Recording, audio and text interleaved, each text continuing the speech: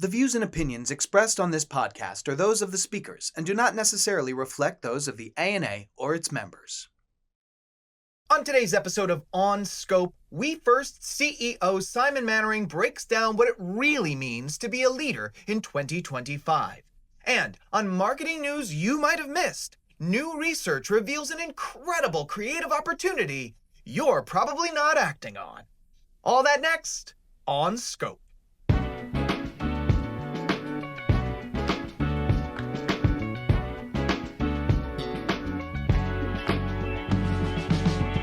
It's that time again. This is On Scope, the marketing podcast brought to you by the ANA and powered by Odyssey, a leading audio streaming platform. You can get your favorite podcasts, music, and entertainment on the Odyssey app.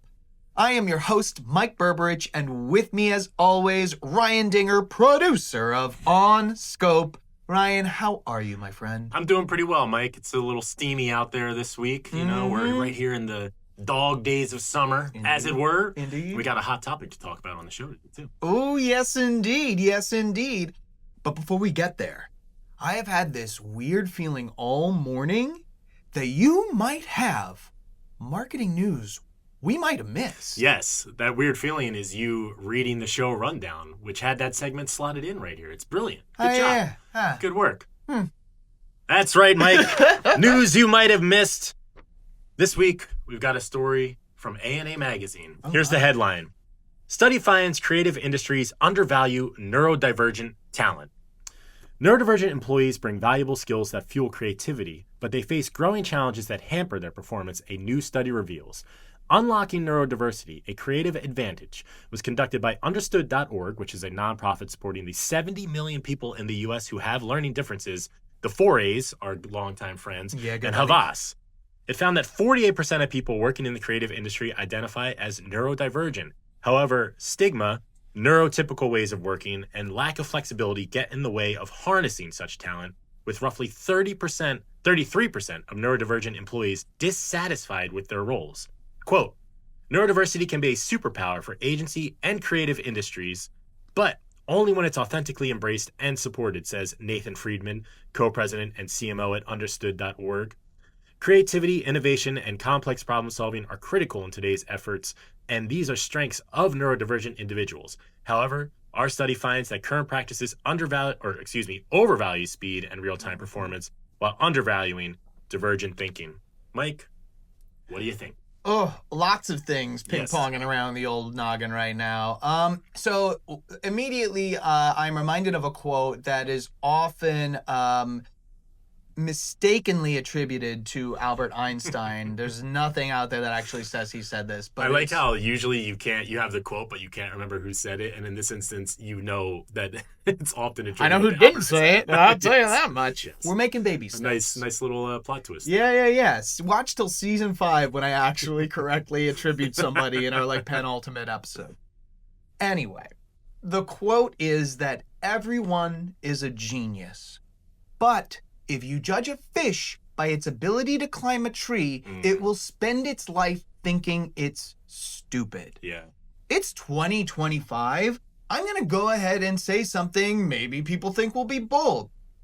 I don't care what kind of company, what size it is, what vertical it is, what model you operate in. Nobody has an excuse to treat their employees in a cookie cutter manner in 2025. I don't care if you have 4 employees. I don't care if you have 400,000. I mean, I'm sorry, but at this point, it's laziness masked as responsibility. Yeah. Sorry. That's just what I think that's actually a great way to say it. Laziness, unimaginativity, and masked as responsibility, like you said. Like, we all need to fit into this, on this grid in this way, and that's not how people are. We're pretty diverse, actually, as it turns out, both in who we are and how we think, how our brains work. Yeah, absolutely. And it's like, the trade-off's only getting the best work out of your employees. That's the only thing that happens. Yeah. Well, it's funny because, not only is it, the right thing to do just as, an effective people manager to, compensate and understand people's different ways of working, but There's actually a ton of data that suggests that like having these individuals and catering to them actually spurs better business results. Check this out. According to a 2022 Deloitte study quoted in the report, creative teams with neurodivergent professionals in some roles can be 30% more productive than those without them. My goodness. 30%. Well, you know what? I have a theory as to why that is. So, and I've got somebody to back me up on this. I truly believe that creativity is connection of things that are not obvious. And somebody who happened to agree with me is Apple's Steve Jobs. Can I read this quote for you?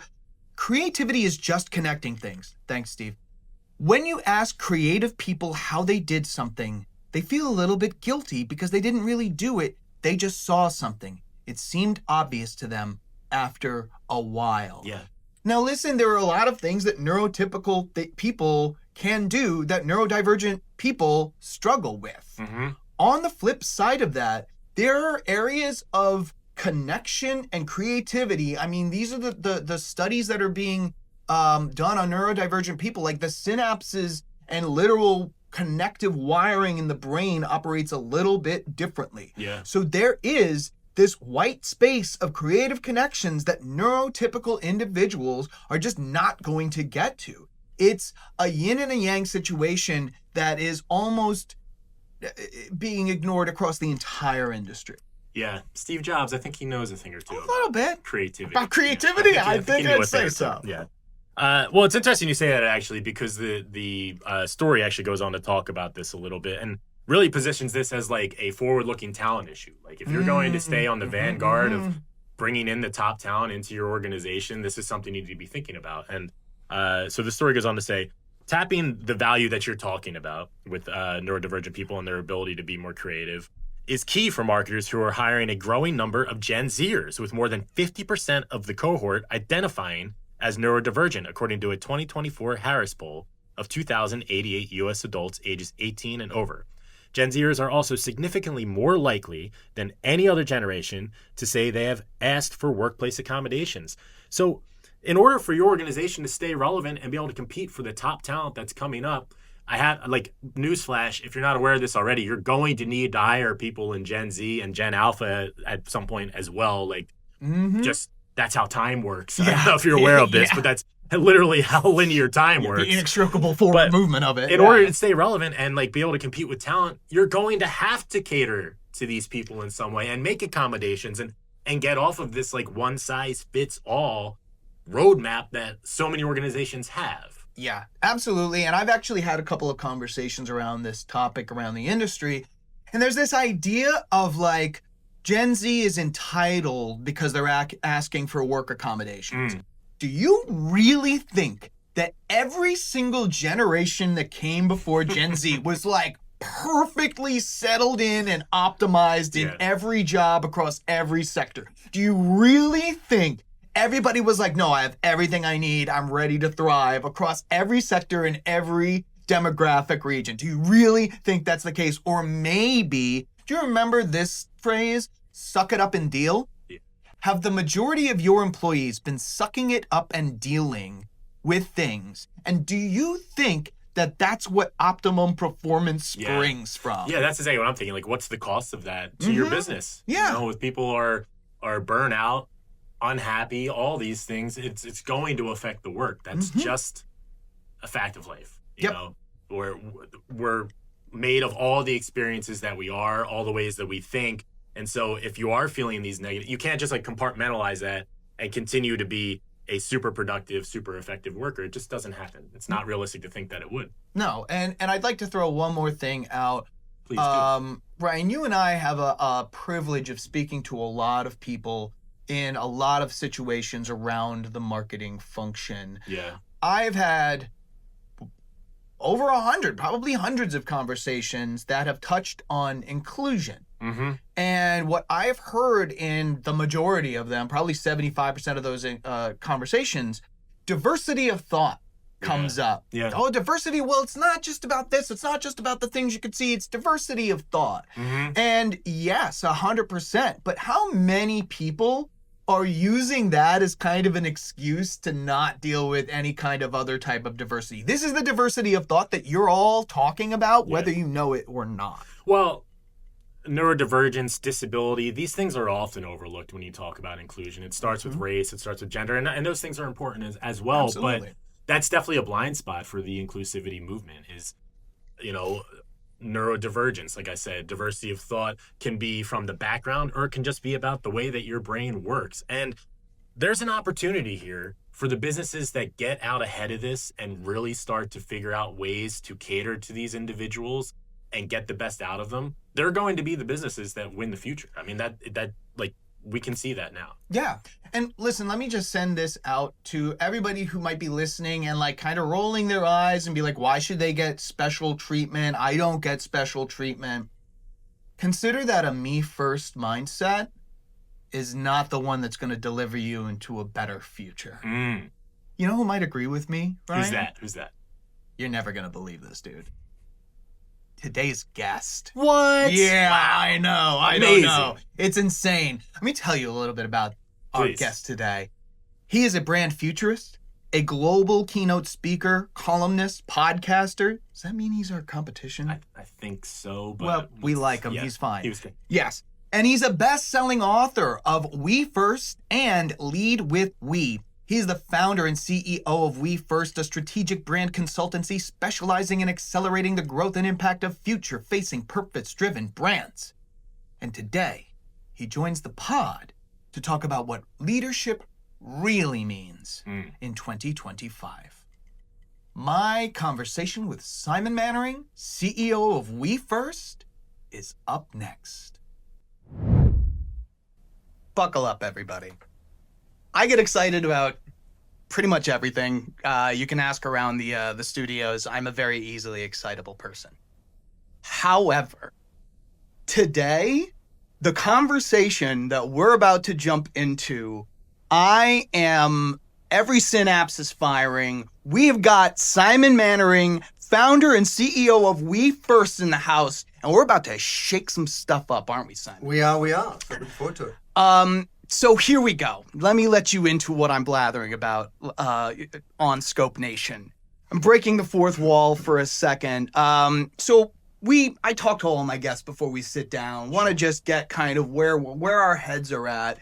And something, when we first met, you said something that is literally still resonating in my brain today. And it was about business leaders in general. And it's that they're suffering privately while publicly being complicit in behavior that harms everyone. And we're talking about the people who make the rules ostensibly. Sure. How on earth did we get here? Well, I want to provide a little bit of context. And first, Please thanks do. for having me on the podcast. It's a pleasure. Over the last sort of 30 years, I've had the good fortune to sort of spend 18 years as an ad creative in Australia, Europe, and the US. So I had that perspective. Mm-hmm. And also, I've been a writer for a long time and I've spoken to over 500 CEOs. So I just want to provide that context for what I'm going to say, because it's not just coming out of nowhere. And what I would share is that my experience, whether it's through coaching, whether it's through consulting, whether it's through the work we do for brands, is that there's this dissonance between what it means to be a leader publicly and what it means privately. And by that, I mean that the market forces out there, which, are institutionalized through things like quarterly reporting and earnings calls and so on, incentivize certain behavior, which, leaders in every capacity, whether you're a founder, whether you're the CEO of a public company, they have to respond to, because that's the expectations that are sort of projected onto them. At the same time, in many, if not most cases, they know privately that the direction we're headed is wrong. And by that, I mean what we're asking of the planet to provide for business, the way that business is showing up and serving increasingly a few rather than the majority of people out there. And really, if you pull that forward and look at these trend lines and where they're headed, the future does not look that bright. And as somebody who's been a marketer for 30 years, at some point, I decided, we are nicing each other to death. Yes. We are politing our way to oblivion. We are not waking up to the responsibility and opportunity inherent in leadership is to find alignment between who we are personally and how we show up on a daily basis in our functional roles, running a company or being a founder of a startup. And so my experience of that has been when I get to talk to these CEOs privately, often the case is they know that this is going on. They wish it could be otherwise. And it shows up in moments like this, where you'll have a conversation, whether it's a CEO or a CFO, and they'll say, we need to behave this way because there's economic headwinds, there's downward pressure on the stock price, we've got our earnings call coming up. But, I've got kids at home and I wish things were otherwise. And that's as simple as that dissonance is. Yeah. And so all of that is to say that this is very human in terms of that experience that leaders are all sharing.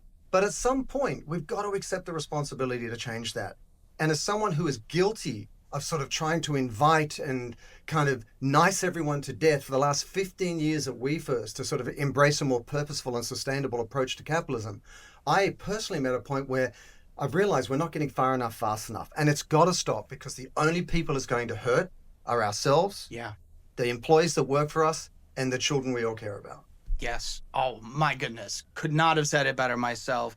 And I think, to your point, the concept of responsibility has been so twisted, because I think a lot of those leaders, I think that's where they think this is coming from. They're responsible to keep things running. They're responsible to make the every, stockholder smile.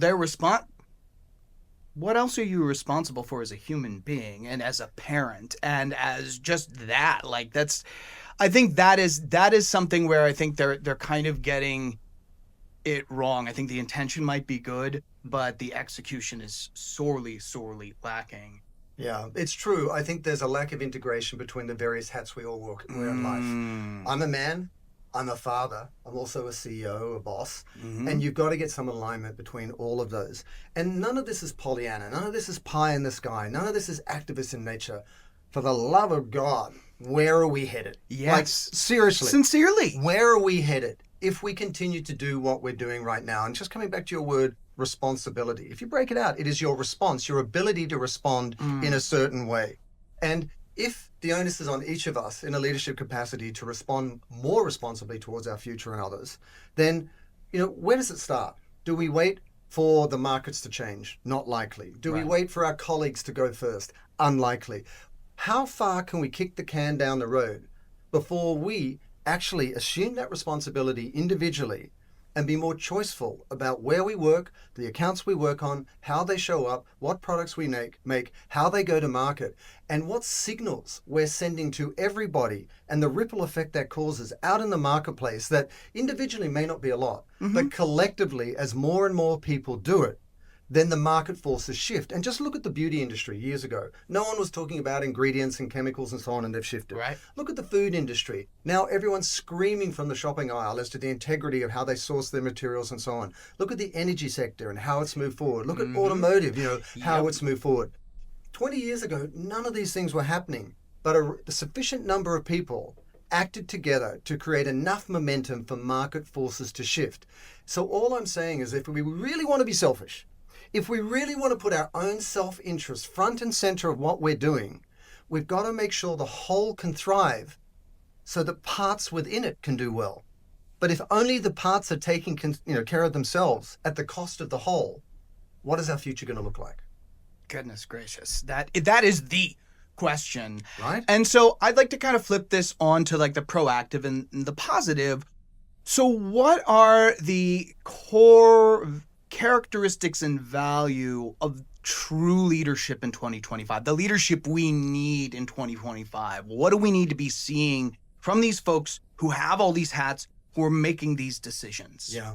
Firstly, I do think outright this moment in time is inherently positive, because this pain we're feeling is a necessarily painful birthing process for a renaissance in business that we've never seen before. We're going to wake up to the wealth of biological blueprints that we see all around us in the world, and we're going to leverage those to drive innovation and inspiration that we've never seen before in business. So I see this as a necessary sort of pain point that we've got to work through.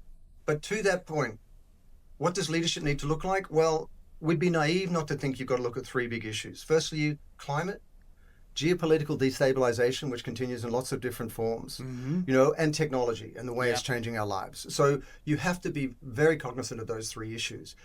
With that as context, I think there's a few things you need to think about. One, leadership is increasingly going to be defined as your ability to manage through multiple crises at once.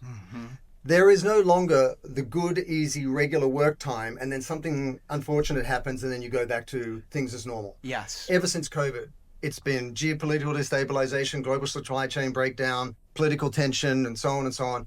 And that's the new normal. Yep. So we've got to be like almost a gyroscope that holds center despite everything else around it changing, or a steady cam that runs through the set on a movie and it absorbs all the shocks while staying centered. That's what a leader needs to be. Secondly, I think we need to back out of the future rather than build on the past. Woo! Think about it. I mean, the past has less to do with the future than ever. When you think about the half-life of technology, demographic shifts, climate and other issues. So in the work we do at WeFirst, what we do is we look at 5 years out ahead of us and say, well, what does the world and your market, your category, your industry, your product, look like? And then work backwards from that. And you know that whatever you plan 3 years out will be there in 12 to 18 months because of the way that things are changing. Yes, sir. And then thirdly, in terms of leadership, I think, you've really got to recharacterize these challenges as marketplace opportunities in disguise. I mean, I mentioned the beauty industry, the automotive industry, the energy sector. Each one of these started out as a problem that couldn't be solved. And it may take that sort of inspirational leader and visionary, or it may take a consensus among a sufficient number of players in a category to really move things forward. But every single one of these issues is a problem waiting to be solved. Whether it's plastics, ocean acidification, loss of biodiversity, God knows what it is. But it's an opportunity for those who are sufficiently motivated and inspired and resourced to really lean into that and then solve for it in a way that everyone at first thinks they're crazy, then over time it becomes normalized. Yes. So I think those are the three things, really deal with multiple crises at once, back out of the future, and recharacterize these challenges as opportunities. I absolutely love that. And you reminded me of a quote from a friend of mine, a futurist named Tamika Vasquez. And she likes to say that the future's not a point we're going to land at. Right. The future's something we're making with every decision, indecision, action, inaction, attitude, and angle that we take. Yep. So grabbing the reins and kind of leading with that attitude, I think it's a necessity to I really think it is. And I mean, I think there's something really powerful in this very difficult moment we're having right now, especially around the sustainability, ESG space, and so on.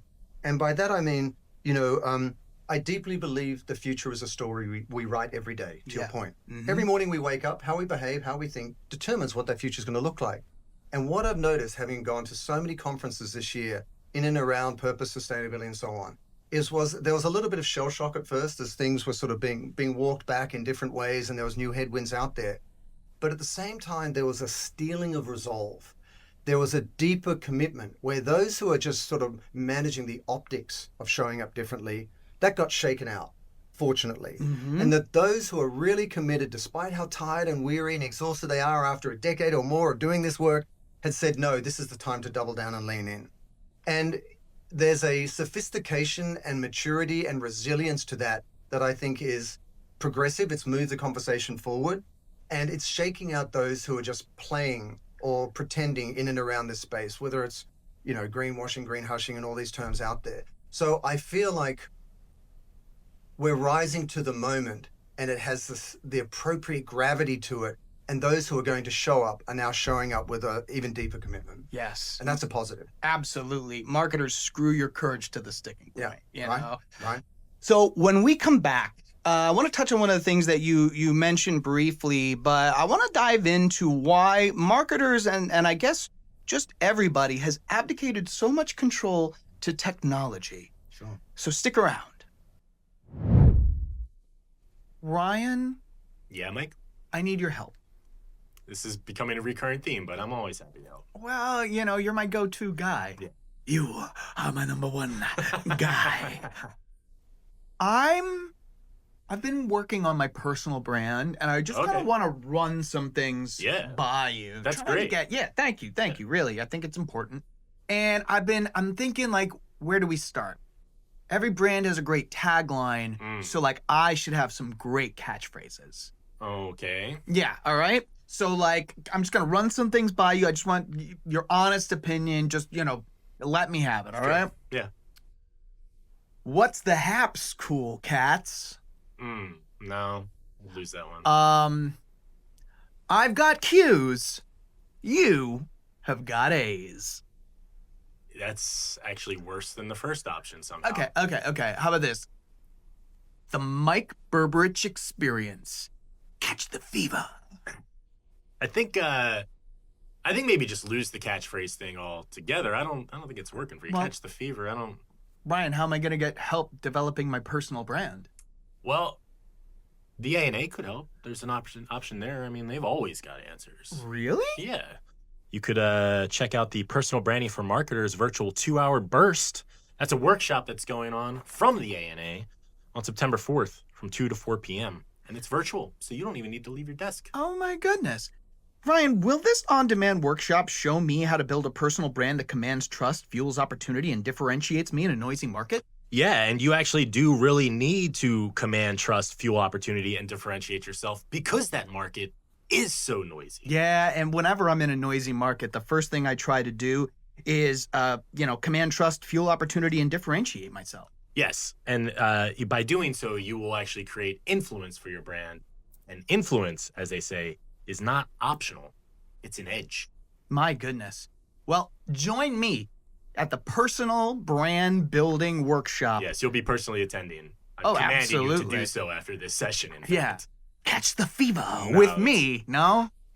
So maybe instead you should just go to the URL to learn more. That URL? ana.net/personal brand workshop. Again, that's September 4th, 2 to 4 p.m. Eastern. Learn more at ana.net/personal brand workshop. And now, back to our show. We are back, everybody. My guest today, Simon Mainwaring, founder and CEO of We First. And I have talked to a lot of people on this platform about technology.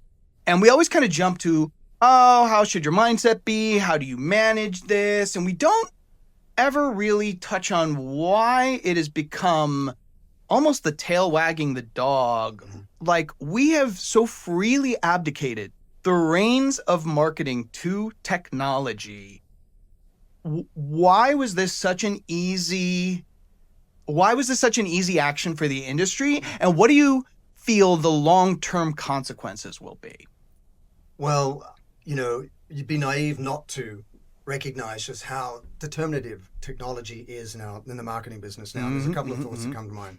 Firstly, as someone who's been a marketer and an ad guy for almost 30 years, we always talk about target audiences and these sorts of things. And I think there's a lot of language there that is indicative of the extractive mentality that is at the root of the problem. And I just want to call out that if we're trying to solve these issues we've discussed with the same mindset that created them, we're not going to get anywhere. Exactly. So even looking at the language about how we frame stakeholders and their role within the ecosystem of business is important.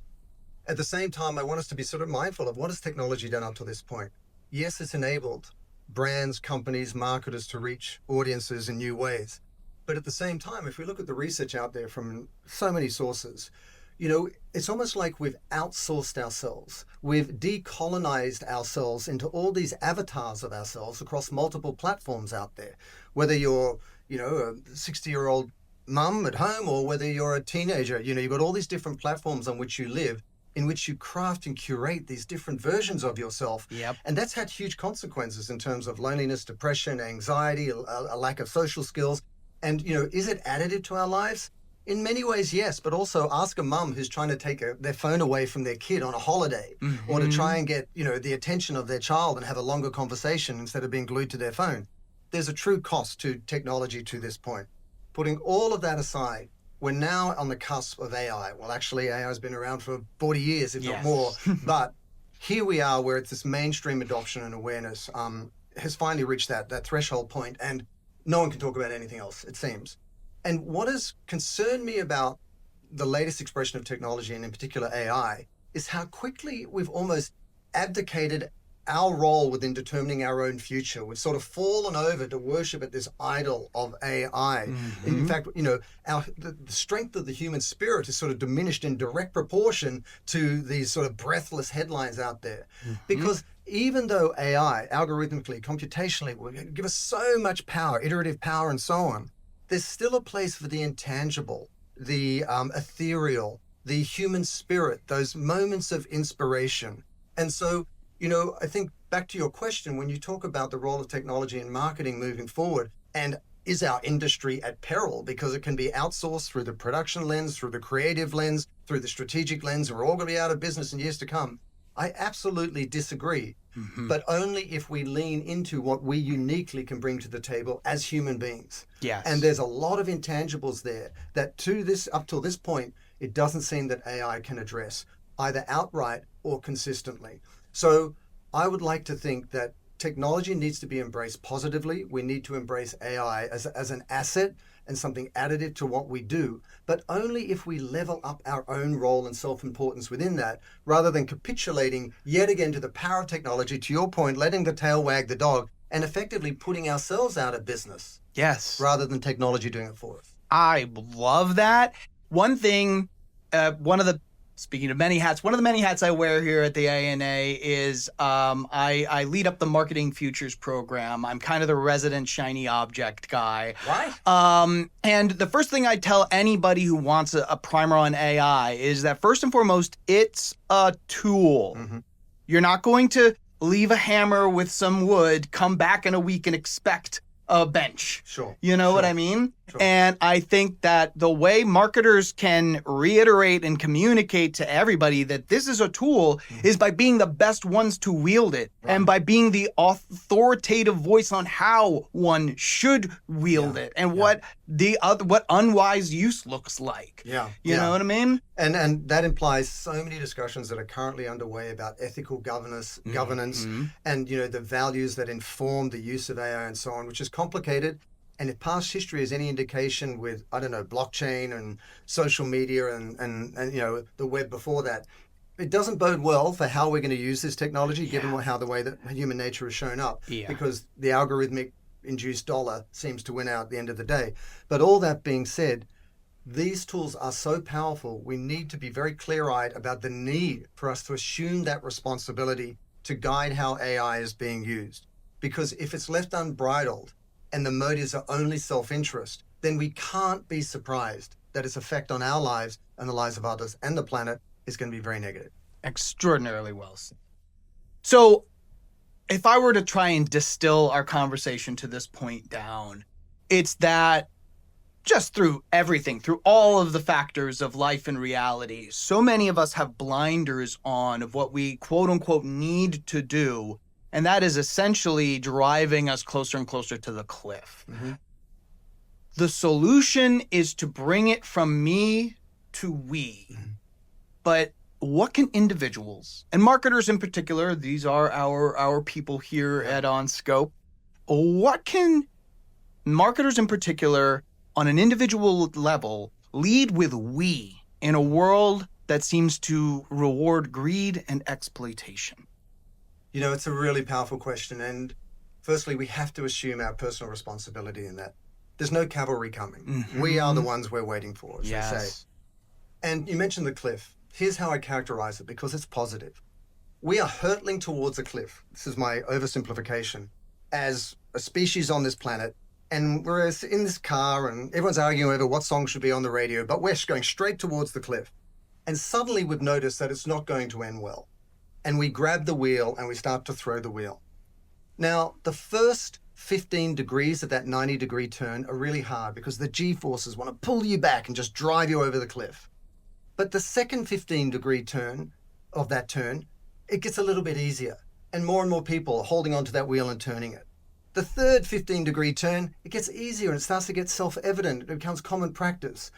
We are in the first 15 degrees of the turn, where everything wants to force us back and take us over the cliff. But the more hands on the wheel, the easier it will get, and soon it will be self-evident to better serve each other and the planet. That's why I see it in a positive sense.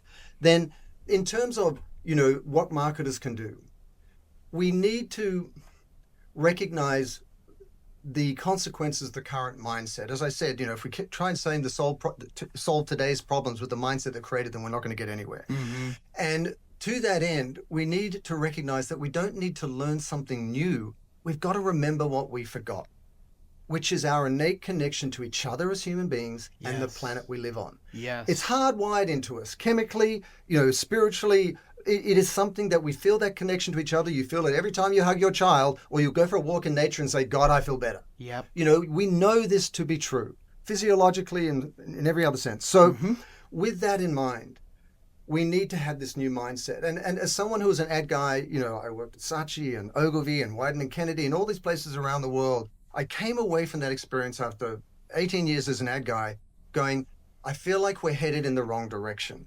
And when the global economic meltdown happened in 2008, I thought, what is the root of the problem here? And I said, well, it's a me first mentality where, winner takes all. That was really at the root of all of, a lot of the fallout around the world at the time in 2007, 2008. So what's the tonic to that? Well, it's a we first mentality. And that means looking at the collective, getting the greatest number of stakeholders involved to create the greatest collective benefit. Not so you get a ribbon and you save the future and you're an activist, but because when the whole can thrive, the parts within it can actually prosper. And it doesn't happen any other way. So what can a marketer do? They can look at the opportunity to work with their partner brands and say, what is the foundational purpose of that company? And there's been a lot of talk around that, but this is not some performative exercise. It is, what is the purpose of the company as it manifests in their supply chain, in how they treat their employees, what products they make, how they go to market, what stories they tell, how they engage their consumer base. And then once you've done that, pull that through the culture of the company so that it is true in terms of the lived experience of your employees. Then see your consumer base or your customer base, if you're B2B, as co-creators of the impact that is an expression of your purpose and mobilize them to that end. And then work with partners out in society to actually scale that. So you pull through from leadership and strategy through to your culture, through to your customers or consumers, and out to partners in society. And, at WeFirst, we do this. We specialize in doing that movement building where you pull that through all stakeholders, because that allows you to, yes, scale your impact, because every one of those stakeholder groups is a force multiplier for the other. But that in turn allows you to scale your growth.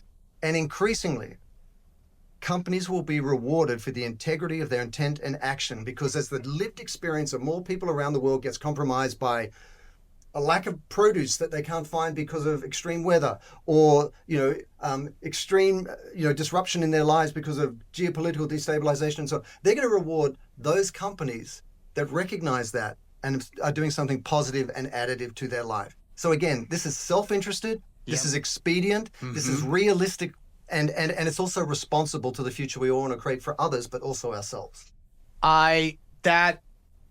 Everybody needs to run that back right now, because that resonates with me so much. So very quick story. When the pandemic hit, locked me in my little Brooklyn apartment for a year, one of the silver linings was I really got into mindfulness. I got into meditation. I got into journaling. At first, that's great to calm you down, but eventually get to this point of like, who's you really? Right. It's not your anxiety. Yeah. It's not the things that you're carrying from childhood. And the more you can realize who you truly are with all of those distractions to the side, things get good, man. Happiness gets to a new level, and you start just attracting and interacting with people in a very different way. Yeah. This feels like that. There is a true brand in your company, and maybe it's under layers and layers of this BS and this well-intentioned bad action, but getting to a truth, an actual truth, that's where the power in everything lies. I completely agree, and none of this is naive. None of this is sort of woo-woo in a sense. I mean, if we all ask ourselves in our private moments what we hope for ourselves in our future, we do look at that and go, you know what, I do want things to work out for others. And I do actually kind of like this planet, whether it's the mountains or the ocean, whatever you like, I do kind of like it. At the same time, if you are purely about self-interest, there is such an innovation opportunity out there solving for these major issues. The next billion-dollar companies out there in the world will be those ones that recognize those opportunities and solve for them in a way that's scalable. So you can look at it through that lens. But also, here's another optimistic point. Up till this point, we have never had a sufficient number of people prioritizing those sort of principles and acting on them together in real time to see the momentum and positive impact it can create. We almost hand-waved this possibility away without ever having tried. And we sort of roll over and let the self-interested motives that's concentrating power and money in an increasingly limited number of hands to win the day before we've really mobilized this connective tissue between us as individuals, and let's look at it through the business lens, us as advertising agencies working with brands that have consumers and customers out there in the world and so on and so on. What could we do if we actually mobilize these forces so that, the collective really was that force multiplier to solve for these issues? Yeah. So there is an incredibly exciting combination of a pivotal moment that's going on right now where we've really got to choose what sort of future we want for ourselves and others and the planet. The capacity we have through the addition of technologies, including AI, to accelerate our impact and to really at the same time weave in this reframing of our role in the world through a sort of we first lens where you prioritize the collective benefit and the collective participation at the same time as you serve your self-interest by solving for these issues. I think it's an incredibly exciting moment. And if anyone has pause with that, and as they should and have every right to, I always ask myself, what's the alternative? Yes. If we keep doing this, I've been speaking and working and writing books and articles about this space for 15 years, and I've seen the conversation continue. What is the alternative? Because if it's some variation on where we're headed, I worry for my children's future. I really, genuinely do.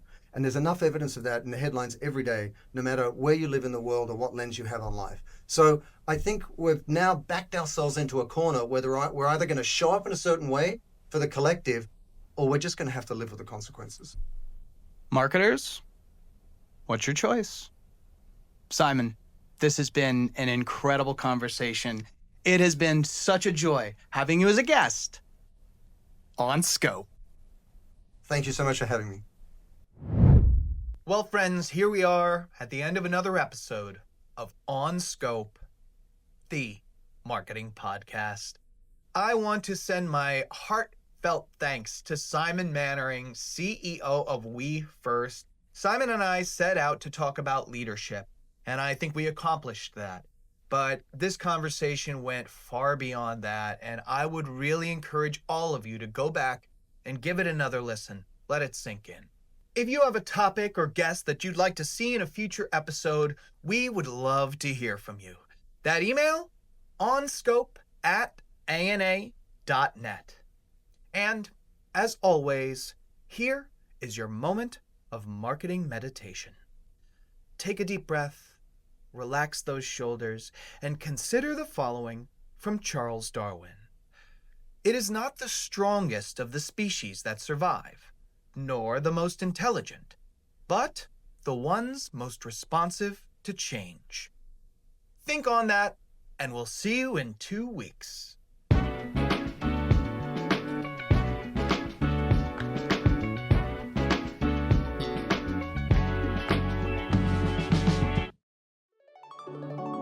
This has been a presentation of ANA Studios.